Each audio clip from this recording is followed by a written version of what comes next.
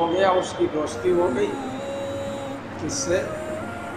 جھوپڑی والے سے، فقیر آدمی سے، اور دنوں تک دوستی چلتی رہی۔ فقیر اس کے یہاں تو آتا رہا، لیکن اس نے کبھی نہیں کہا کہ جناب علی میرے غریب خانے میں تشریف لائی۔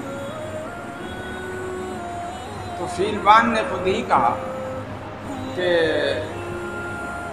بھائی کبھی اپنے یہاں بلاؤ مجھے نا، کیسے دوست ہو، کیسا یارانہ ہے، کبھی بلاتے نہیں۔ اس نے کہا کہ معاف کیجیے گا، مجھے اپنی جھوپڑی تھوڑی اجڑوانی ہے، آپ تشریف لائیں گے اپنی ہاتھی کے ساتھ، اور ہاتھی آ کر کے ہماری جھوپڑی پہ حملہ کرے گا، اندر تو گھس نہیں سکتا، اس قابل تو ہوگا نہیں۔ ہمارے یہاں کہاں گنجائش ہے آپ کی، آپ بہت بڑے ہیں، آپ کی شخصیت بہت اونچی ہے نا، ہاتھی خود بہت بڑا ہے، اس کے اوپر آپ تشریف رکھتے ہیں، تو کہاں سے بات بنے گی ہماری یہاں؟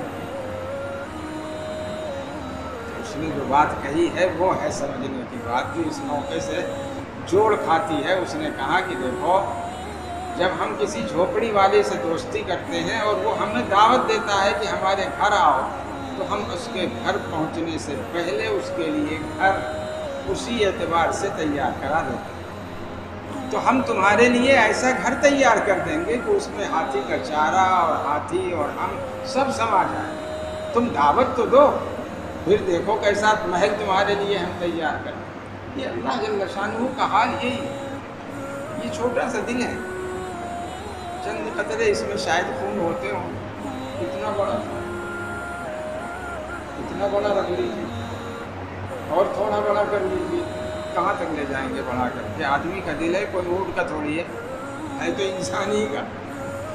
تو اس دل میں اللہ کی ذات آ جائے بہت مشکل ہے، لیکن اللہ تعالیٰ اس دل کو اتنی وسعت عطا فرما دیتے ہیں جب ہدایت دینا چاہتے ہیں کہ اللہ بھی اس میں آ جاتا ہے، رسول اللہ بھی اس میں آ جاتے ہیں، اور ان کے محبت اور ان کا جلال، ان کی عظمت، اور اسی طریقے پر ان کے احکام کی اطاعت و فرما برداری کے جذبات انسان کو بے قرار کر دیتے ہیں۔ نماز کا عادی انسان جو ہے، وہ جب نماز کا وقت آتا ہے نا، چاہے سفر میں ہو، بے چین ہو جاتا ہے کہ نماز کا وقت ہو گیا، کہاں پڑھا؟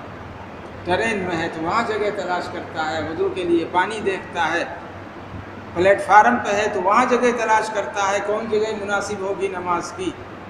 یہ کیا ہے؟ ہم بڑے قابل ہو گئے؟ نہیں، ہماری قابلیت نہیں ہے، اوپر والے کا کرم ہے، اس کی طرف سے قبول ہے۔